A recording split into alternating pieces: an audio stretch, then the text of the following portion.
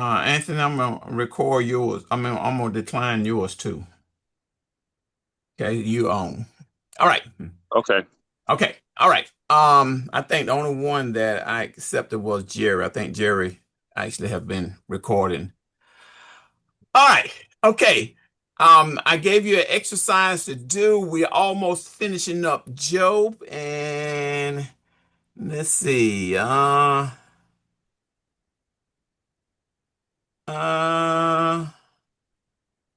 right.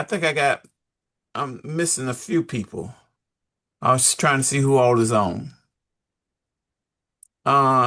Dr. Lugo, I think they're having bad weather. And let me see, can I actually send her a telephone number? Um,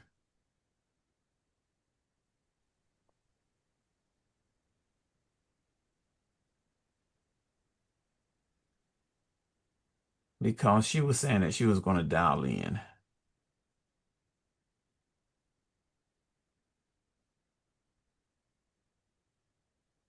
I don't see her.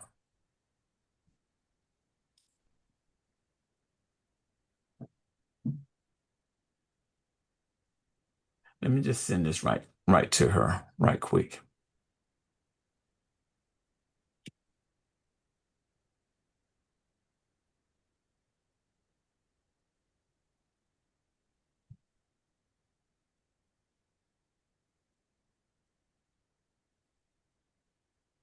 Okay. All right. I want to start with the questions. The exercises y'all did yesterday, it seemed like that went over pretty good. Um, the first question, it said everybody um frequent missed that question there, but I think it was because of the way I had it set up. Um, the first question was when God finally answered Job in chapter 38, from the physical phenomenon does he speak? And that's important. That's why I want to start today. It was a whirlwind, kind of like a tornado that is taking place. You remember Elihu, the weather was forming, and God started speaking through him through this whirlwind. Next question is according to Job 38 and 7, who shouted for joy when the foundation of the earth was laid? Now, I want to talk about that today. Okay, the sons of God. Everybody got that right, and that's the reason why I put that question up. I want to peer into that. For what specific purpose does God say He has reserved the treasures of hell? And that was the battle and the war. Everyone got that one right. What reason did I got your little bit? I got your audio. I want y'all to listen to on this question right here. Hey, Um, er- Dean, Everybody got that one right. Yes. Uh-huh. this Veronica, did you get my work? Cause Veronica, I haven't checked. I know I got quite a few responses. So after the session, I'm going to look at it. Okay. okay, I finna say because now I got whirlwind on my first answer. I Yeah. answered. Yeah. Oh, Everybody got whirlwind. Uh-huh. okay, okay. I want to make sure. I was talking about the other one. Okay. Okay, I was talking about another question. okay. All right. So, what is Job's immediate response in chapter 4 after God's first round of questioning? He admits he is vile and he covers his mouth. And that has a significant meaning behind it. Because God comes at him, start telling him, he just so out of respect, I spoke and I shouldn't have spoken. I asked questions and I shouldn't have asked questions. And then we got here. This is a question for Veronica that it says everyone had problems with, but it's because of the way I put it in here. Job described the horse and explained what is meant by the phrase, he swallowed the ground with fierceness. Okay. Okay. Um, and I asked y'all to kind of write what you think that means. I see one person wrote the horse was has no fear. He does not run away, run from it, but meets it head on. The Lord said, Job, was it to you, Job, who gave the horse his strength? Who, in other words, who gave the horse his strength? God. It caused the horse to move fiercely when they hear the sound of the trumpet. They're eager in battle. So you're getting a picture here. And in other words, he takes the horse and he says, who gave this horse what it was? You all, when I read this question, um, um, when I attended War College, Tony, we had a chance to go on a battlefield in Appomattox during the Civil War. And the instructors laid out, the whole, how many people died and how it was brutal. And if you go back to the Civil War, usually only one or two person was on the horse, usually the commander. But he said something to me that it made me think. He said a horse will not step on a dead body. Wow, I didn't know that. I know that kind of surprised me. When you look at movies, you say, wait a minute now, they trampling on everybody, but it's a horse will not step on a dead body. They'll go around. And I said, wow, man, that was my first ever hearing of that. So I thought about that when that question came up. Now, this right here, I'm going to end my lesson with this. Okay.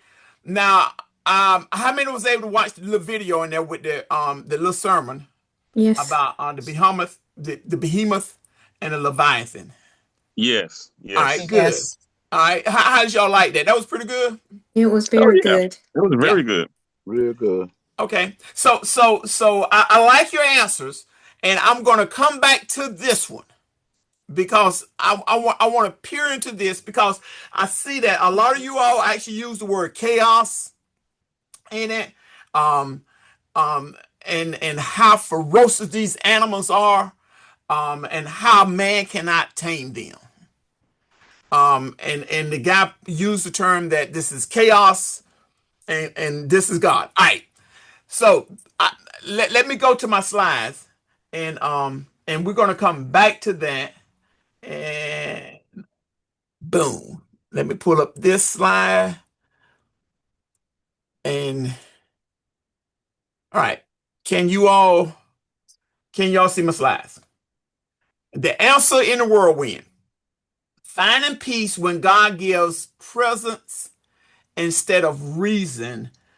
Our journey through Job 38 and 41. Now, I want you to realize this. This is God never said anything about chapter 1 and 2 to Job.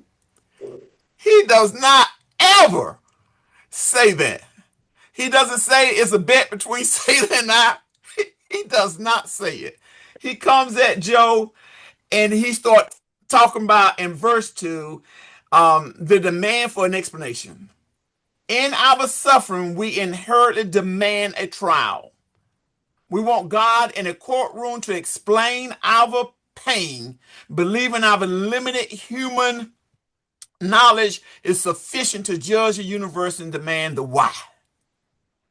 And this is what God said: who is this who darken counsels my words without knowledge? Because as a human, we asked the why question. We came to a conclusion it's all right to ask the why question. But here God is saying, who are you to ask the why question? Who are you? And then we have the consummate cross-examination. God arrives in a whirlwind. Can you imagine?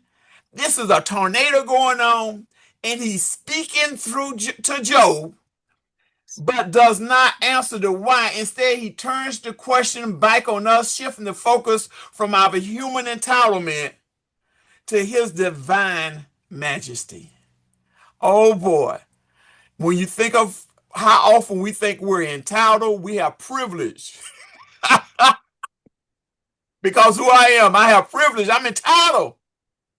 It says, where were you, Job, when I laid the foundation of the earth? Tell me if you have an understanding to that. Now I've heard people preach on that one. Now that's deep there. Yes. But I like this. So I pour this in the message because now this is poetic, and basically this is you have to kind of read it together. So just give me a few minutes. I want to read this from the message. And now finally God answered Job from the eye of a violent storm. He said, why do you confuse the issue? Why do you talk without knowing what you are talking about? Put yourself together. Pull yourself together, Job. Up on your feet, stand tall. I have some questions for you, and I want some straight answers. And here's the question. Where were you when I created the earth? Tell me, since you know so much. Who decided on its size? Certainly you know that. Who came up with the blueprint and the measurements? How was it foundation poured, and who set the cornerstone while the morning stars sang in chorus and all the angels shouted praise? And who took charge of the ocean?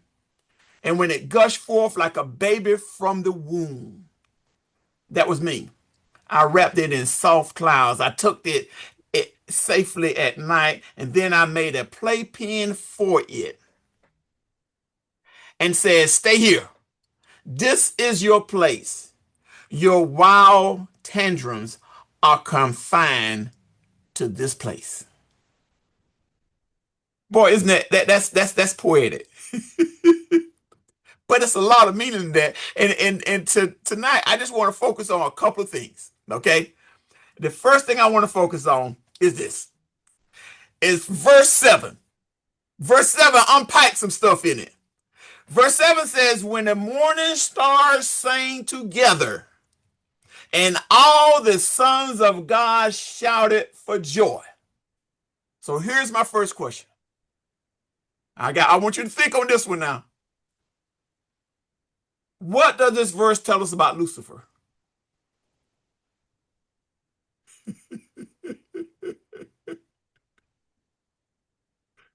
Oh my gosh. All right, think about it now.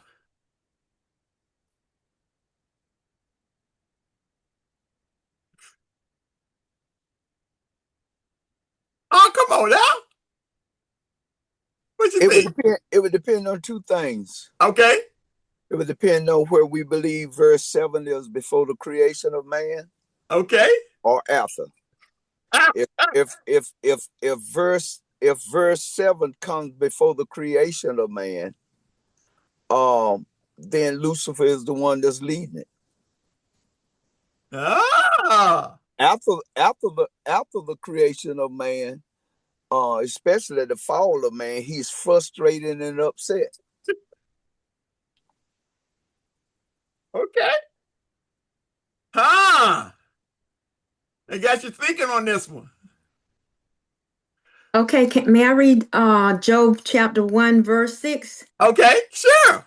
Now there was a day when the sons of God came to present themselves before the Lord, and Satan came also among them. Didn't say he was one of the sons of God, but he came also. He was it said he was among them. Okay.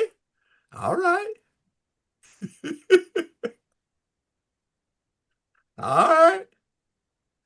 I just want you to start thinking about it. Anybody else?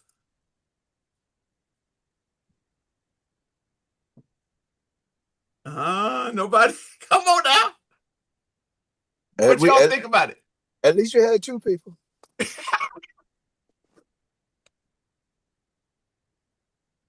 All right, who's that just signed in? Somebody just signed in. This is Tawana. All right. We're at verse 7. Sister Tawana, you don't sound that good. Okay. Not feeling good. All right then. All right. Well, thanks for signing in. You can just listen tonight. We were recording it too. Well, you Okay. get better, sweetie. Yeah. Okay. Now, so first, I want you to look at this. All right. I want you to look at this. The actions of the angels, because they witnessed the creation. The morning star and the sons of God are identified as angelic beings who witnessed God laying the foundation. So that's one takeaway from that. They witnessed it. They saw it. They saw everything laid out. You remember, every time he did something, he says, "Good. It's good." And they witnessed it, and it says that, let me go to the next one. It says that the primary action was of one collective worship. They sang together and they shouted for joy. Notice, the morning star sang together. All the sons of God shouted for joy. So this indicated that they were moved by the glory, the power, the wisdom God displayed in his created works. So they witnessed all of this taking place. And they rejoiced and they sang and they was in harmony with all of it. And then my next one is, while they celebrated the work, they did not advise, assist, or contributed to the creation in any way. They just sat there and observed what was happening. They didn't contribute to it. They didn't assist in it. They didn't advise. We get in the New Testament and we realize that Jesus is the one that created it. We see the handwork of Jesus in the New Testament, where one spoke and one created. We see the Godhead forming this together. And we see the angels or the sons of God or the morning stars. They are all sitting and they are rejoicing and they are amazed what God has created. I want to paint that picture there for you. I want you to see that picture, because that all comes out of that verse there. And then I want you to see the next thing is the phrasing of this verse offer a specific chronological detail regarding the fall of Lucifer. Unfallen state, because the text states that all the sons of God shouted for joy, it is inferred that Lucifer had not yet fallen from the exalted position at this time, because they are all rejoicing. They all see what is happening. They're all in unison with it. They like what God has done. It's awesome. It's powerful. It's like, wow, you've done it. And then we see, based on the inclusion of all the angelic beings in this heavenly celebration, this source suggests that Lucifer's transformation from the anointed cherubim who covers into an adversary occurred at some point after the creation. After the creation. Now that should form a thought with you, because I really like, and I keep harping on that, when man fell in the garden, because, and I went and looked at other scriptures, I looked at other interpretation, because the serpent said, if you eat of it, you'll be like us. You'll be like the sons of God. You'll be like us. And when God come down, he said, I'm going to put enmity between the serpent seed and the lady seed. And you see that? I mean, they saw everything.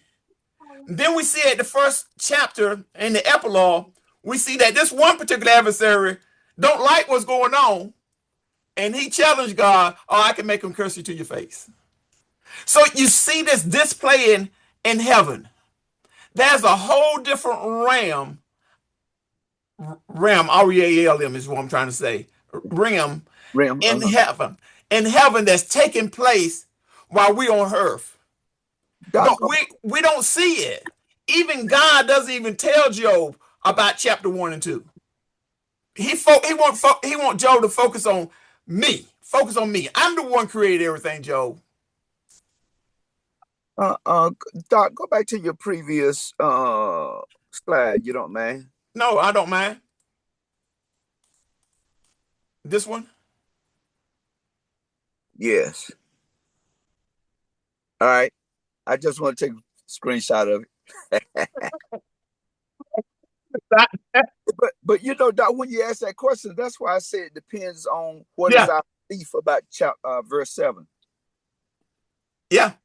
Yeah, because if it was before the creation of man, Lucifer was part of it. Yeah. Yeah. Now you can see where, from a standpoint, even though I know we kind of disagree, some of us kind of disagree.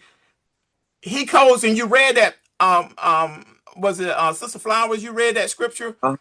From chapter 1, verse 6. Right. You read that scripture that he's there. He's there. Yeah. You know, so my point is, and access was still granted at that time. He had limited access at that time. now after Jesus, we don't see him having access, but he had limited access to heaven. And that's how kind of I just take the point that the fault that the battle in heaven is because of man. Jesus, I'm gonna redeem him. I'm gonna make man take the we getting ready to go into the resurrection Sunday. And when I read the Sunday school lesson, the point that I really got out of that is that there's a difference between resuscitation and resurrection. You know how you get ready to yes, sir. Yes, sir. You got, I don't want to be resuscitated. Right, yeah. Yeah. You know how you sign that notice. Bring it back to life, yeah. Yeah, because think about it, there's a difference. The resuscitation bring you back. Lazarus was resuscitated. He was. He came back to life. He still had to die. Everybody that was resuscitated, they died again. They got to die again. But that resurrection is you put on that glorified body. And you know, the Bible even said the death have no more dominion. Oh man, he conquered it. That's right. He conquered it.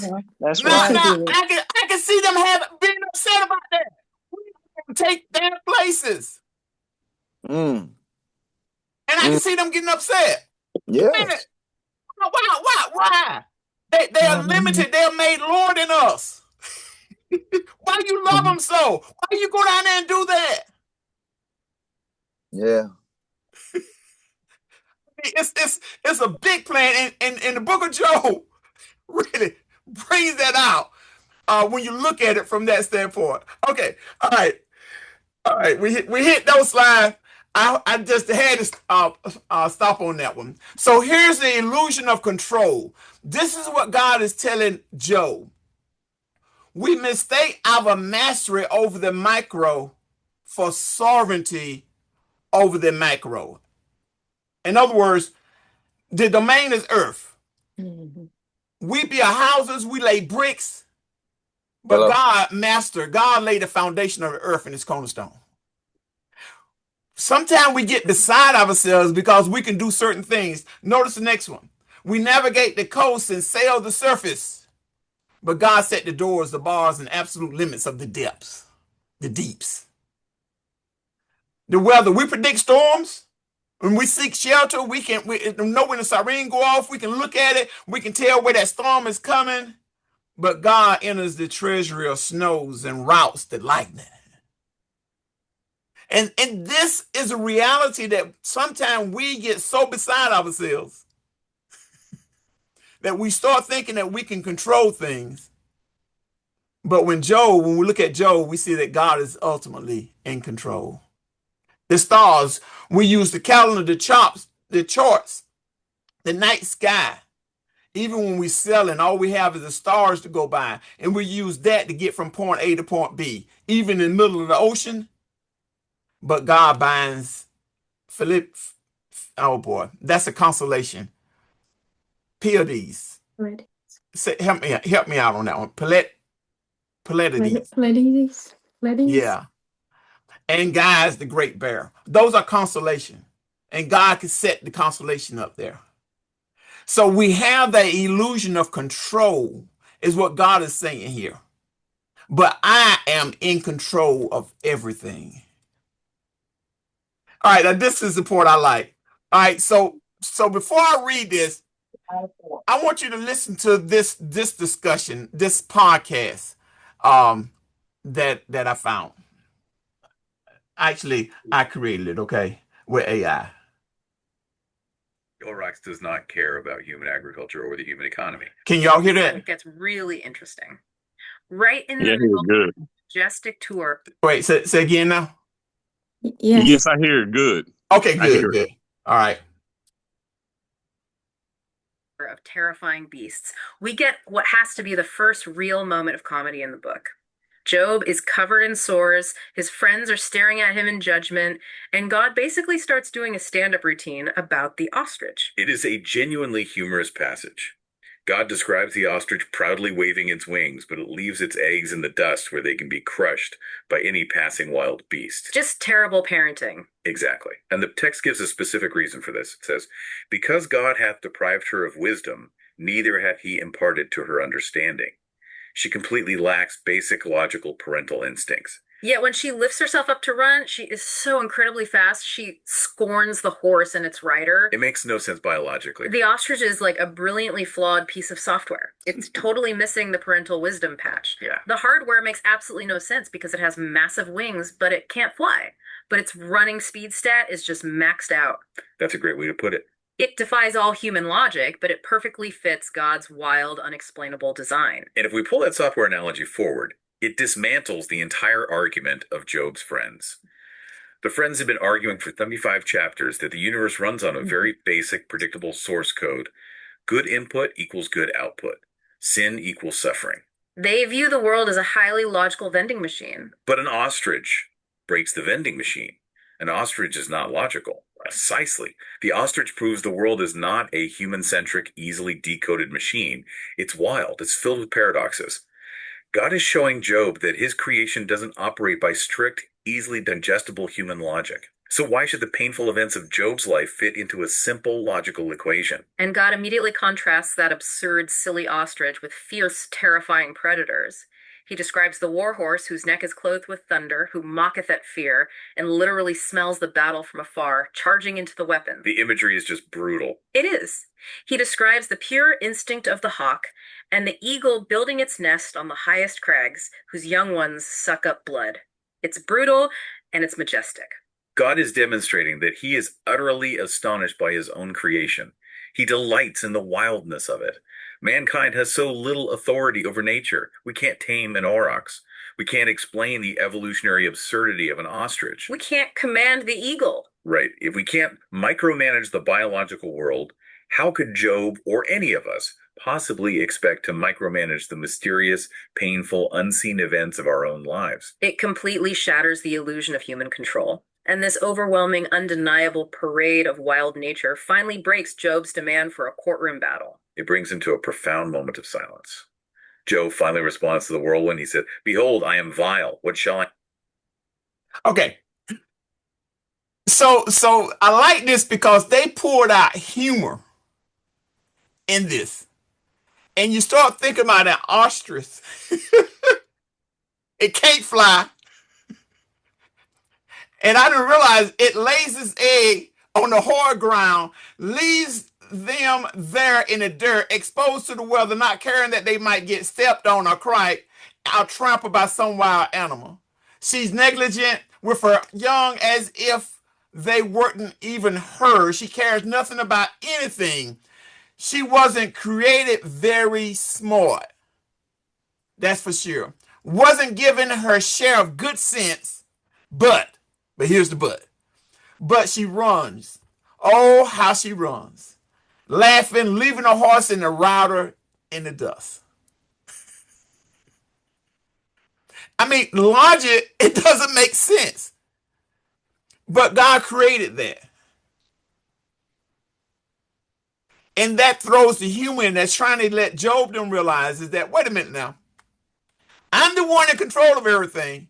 It might not make sense to you, but we as a human being try to bring logic out of everything, try to make things make sense. Why is this happening to me? Why did I have this particular thing happen? Why is this? Why? But here we have Job, and God is saying, Not care. wow. So here's my question. I got to get you involved now. What is human logic?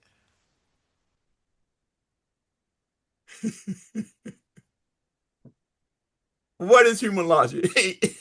If somebody come up with this idea, because you're going to see the next slide. My next point, maybe you take the idea from it, but I had to go here. What is logic? Let me hear you first tell me what y'all think logic is.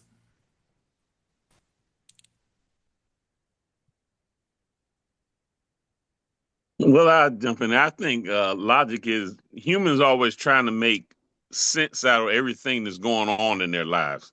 Like, this is happening because I did, kind of like how Job friends are doing. This is happening because you did something, or we run into this problem because of something that maybe we did or did not understand. We try to make sense out of all this stuff when a lot of this stuff we really can't make sense out of. Logic is 1 and 1 is 2. Logic is Mr. Spark. Faith is Captain Kirk.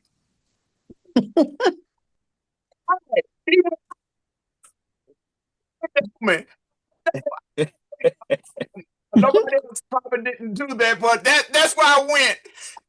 I had to go there. You all look now.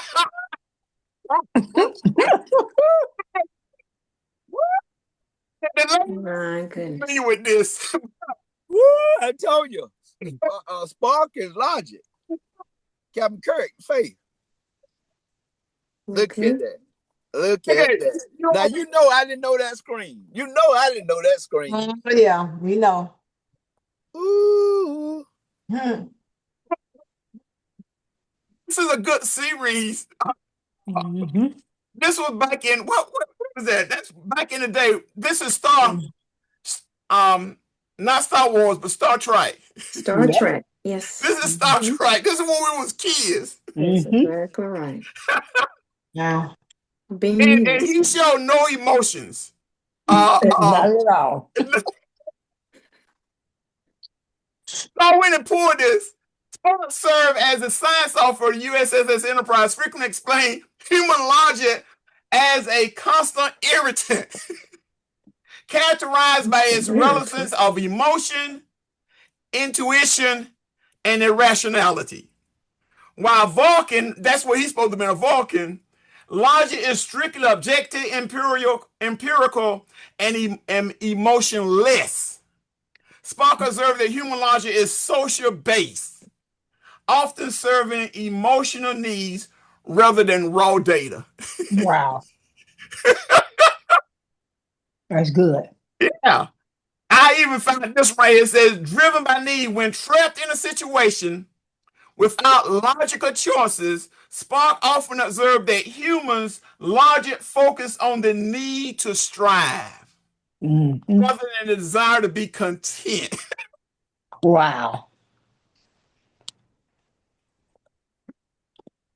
You didn't think I was going to go back to the 70s and pull something that's relevant.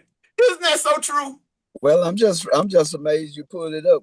I've used it in preaching. I say, Captain Kirk to say something, Mr. Spock could say, Captain, that's not logical. Regardless of what's logical or not, Kirk believed it could be done. Yeah. Yeah. And sometimes, and that's, especially when there's no answer.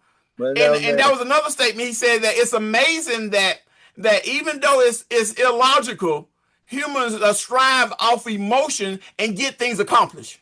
Uh-huh. So it's even though he was emotionless and focused on data to drive every decision, we as human focus on our emotions. Yeah. Yeah.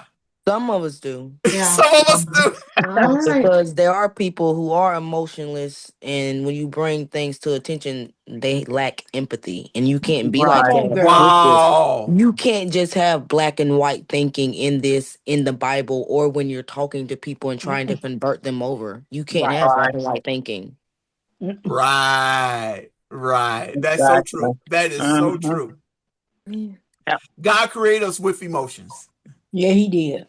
He did. Your He knew soul exactly is what the he was doing. epitome of your emotions. Like your Look, he emotions had live in your emotions. soul. That's right. He had emotions. Yeah. Yeah.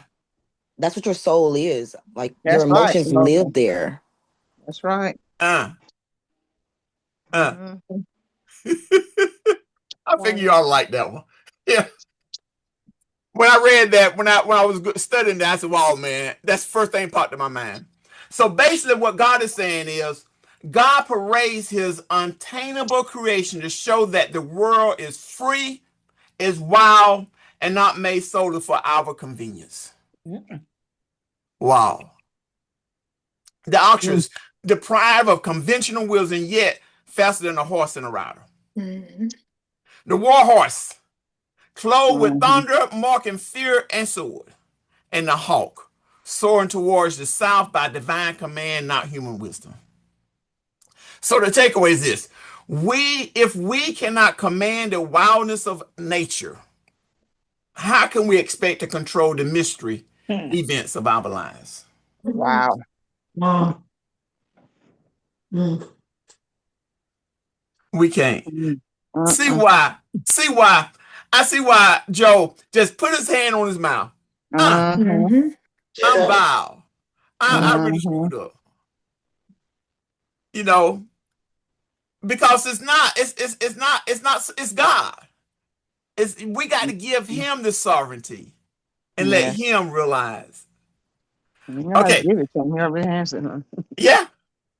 Yeah. Yeah.